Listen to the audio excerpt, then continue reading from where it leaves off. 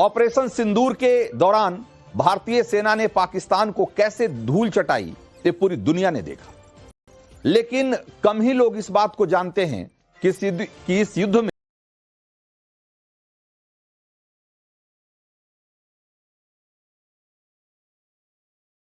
Background में चीन कमान थामे बैठा था।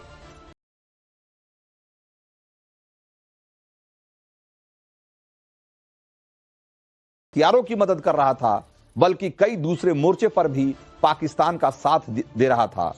और वो मोर्चे थे जहां जीतना जंग जीतने के लिए जरूरी होता है।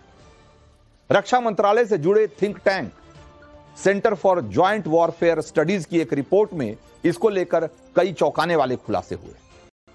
और पहला खुलासा यह है कि चीन ने जंग के दौरान पाकिस्तान को बड़ा सैटेलाइट सपोर्ट दिया था और चीन ने पाकिस्तान की उपग्रह निगरानी प्रणाली को भारत के ऊपर पूरी तरीके से फोकस करने में उसकी मदद की थी। और इसके बावजूद पाकिस्तान का इंच इंच भारतीय सेना ने नाप दिया। दूसरा खुलासा यह हुआ है कि चीन ने पाकिस्तान के एयर डिफेंस और रडार सिस्टम को रीऑर्गेनाइज करने में भी उसकी मदद की थी, यानी उसे नए सिरे से व्यवस्थित करने में उसकी मदद की थी ताकि भारत की सैन्य तैनाती की निगरानी हो सके। लेकिन भारतीय सेना ने जंग के मैदान में चालबाज चीन की सारी जो चालबाजी है उसको मिट्टी में मिला दिया। और तीसरा जो बड़ा खुलासा हुआ है वो ये कि चीन ने पाकिस्तान की रडार तैनाती कुछ इस तरीके से करवाई थी कि भारत के हवाई हमले की जानकारी अटैक से पहले पाकिस्तान को हो जाए। लेकिन भारत ने चीन की मिसाइल, ड्रोन और यहां तक कि चीनी सैटेलाइट सपोर्ट को भी एक तरीके से ध्वस्त कर दिया, चोक कर दिया। चीन ने पाकिस्तान को जिताने के लिए पूरी ताकत लगा दी, लेकिन भारतीय सेना के पराक्रम के आगे दोनों की साठगांठ टिक नहीं पाई। और ऑपरेशन सिंदूर ने इस बात पर मुहर लगा दिया कि भारत की सेना डिफेंसिव के साथ साथ डायनेमिक और एक बहुत डिटरेंट फोर्स। पाकिस्तान के सैन्य ठिकानों की तबाही के साथ साथ चीन की चालाकी भी धरी की धरी रह गई। और ऑपरेशन सिंदूर ने यह भी साबित किया कि भारत जो 2.5 यानी कि 2.5 फ्रंट वॉर है वो न सिर्फ लड़ सकता है बल्कि उसे जीतने में भी सक्षम है। और चीन के हथियारों की पाकिस्तान के जरिए जो टेस्टिंग हुई, और यह पहला मौका था एक तरीके से जब चीनी हथियारों के इस तरीके से वॉर फील्ड में उसकी टेस्टिंग हो रही थी, और भारत ने जिस तरीके से उसे फेल किया है वो दुनिया ने देखा है। ऑपरेशन सिंदूर सिर्फ युद्ध नहीं, भारत की सामरिक, तकनीकी और इंटेलिजेंस की जो ताकत है उसकी विजय गाथा है।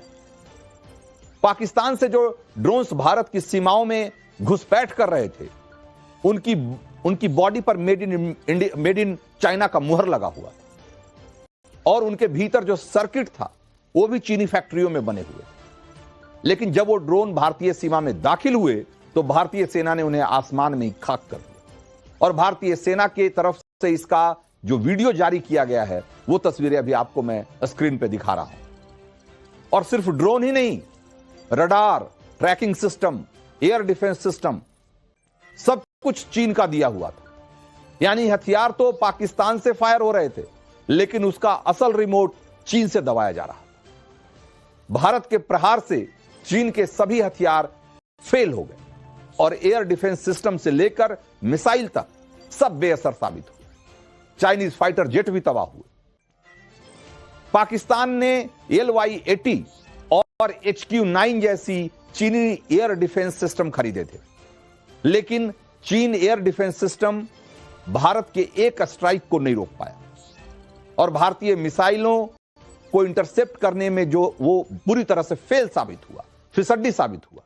इतना ही नहीं, चीन में बना जो ADS है यानी कि एंटी ड्रोन सिस्टम है, उसको भी चकमा देकर भारतीय वायुसेना ने जो ड्रोन्स भेजे थे उन्होंने पाकिस्तान में जाकर उनके सामरिक जो ठिकाने हैं, रणनीतिक ठिकाने हैं, उन पर पूरी ताकत से हमला किया।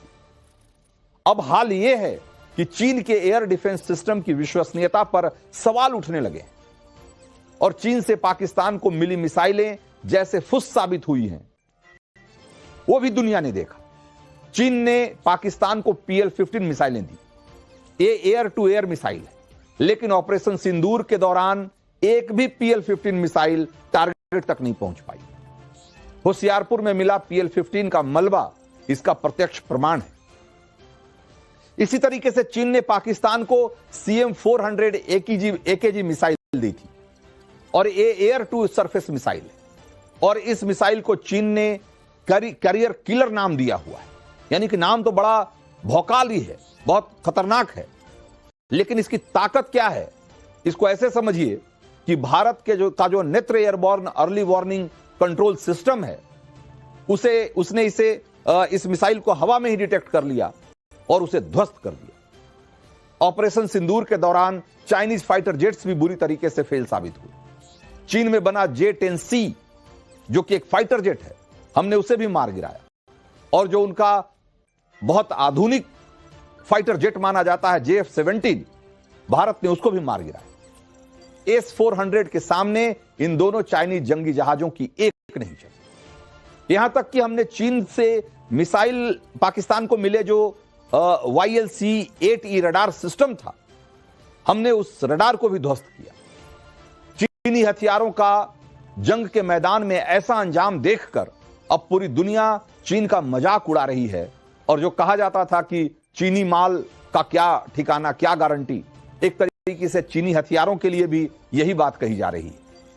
तो ये कोई साधारण युद्ध नहीं था, ये टेक्नोलॉजी वॉर था, ये हाइब्रिड वॉर था, और भारत को मात देने का एक साझा षड्यंत्र था।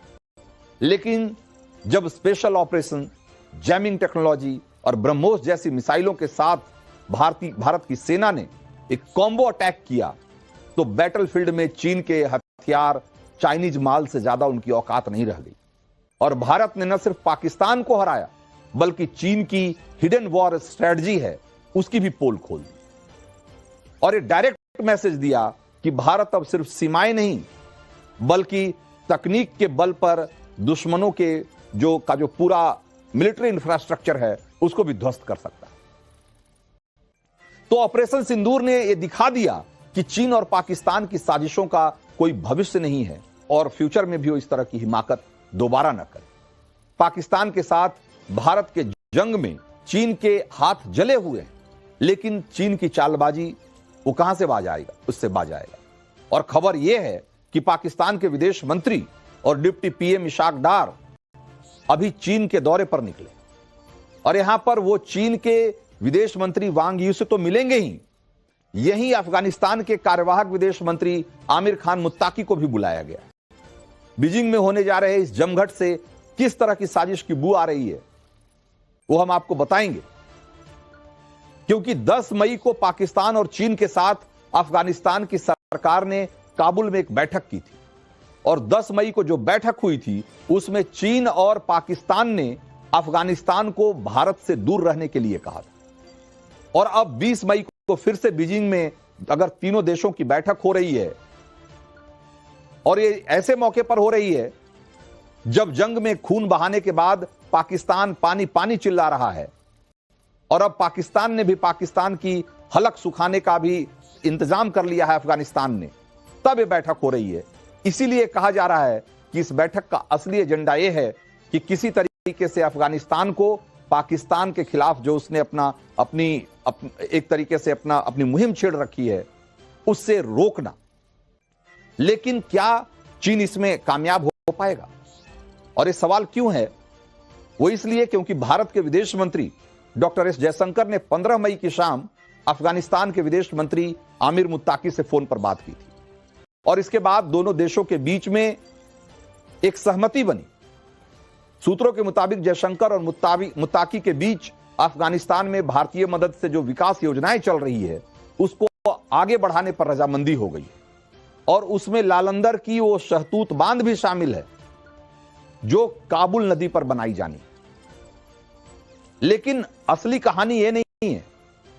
असली कहानी ये है कि भारत के बाद अब अफगानिस्तान भी पाकिस्तान का पानी रोकने के लिए तैयार हो गया है, और अफगानिस्तान से काबुल और कुनार नदी पाकिस्तान में आती है, और अफगानिस्तान अब दोनों नदियों पर बांध बनाने की योजना बना रहा है, जिससे न सिर्फ पाकिस्तान में पीने की पानी की सप्लाई बाधित होगी बल्कि उसके एक बड़े इलाके में खेती भी चौपट हो जाएगी।